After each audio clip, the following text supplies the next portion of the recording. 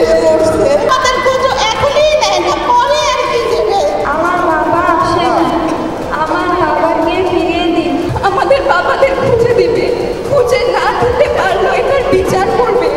আগামী দিনে যে সরকার আসবে সেই সরকার এই সব বিচারের দিকে লক্ষ্য রাখবেন।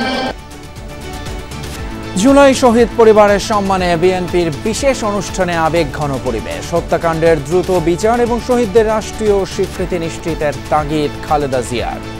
সুযোগ সৃষ্টি হয়েছে নতুন করে বাংলাদেশকে গড়বার, ঐক্য বজায় রাখতে হবে।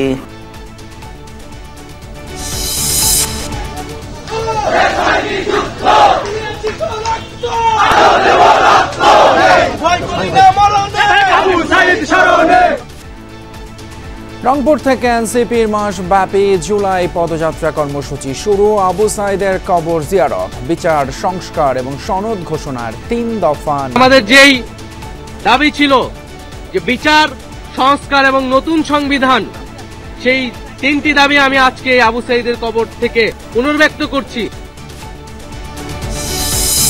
36 দিনের জুলাই ক্যালেন্ডার প্রকাশ করল সরকার। স্বৈরাচার যেন মাথা চাড়া দিতে না পারে সেজন্য এই দিবস পালনের আহ্বান ডক্টর ইউনূসের।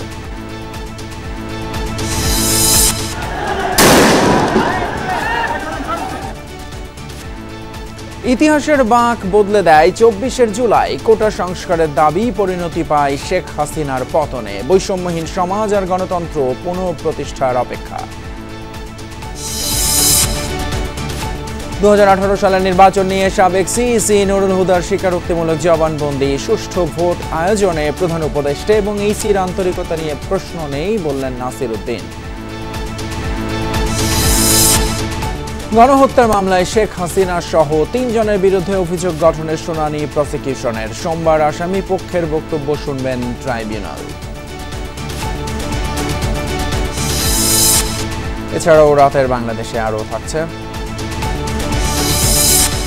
পদ্মা সেতুর পরামর্শক নিয়োগে অনিয়মের প্রমাণ পেয়েছে দুদক। গায়ের জোরে আসামিদের অব্যাহতি দিয়েছিল আওয়ামী লীগ সরকার, জানালেন চেয়ারম্যান। অনেকটা আমরা গায়ের জোরেই সেই মামলাটাকে বসিয়ে দিয়েছিলাম। এখন তদন্ত করতে গিয়ে যদি যাদের নাম আসবে, যদি আরও নাম আসে, তবে সেটাকে আমরা আমাদের মতো করে নেব।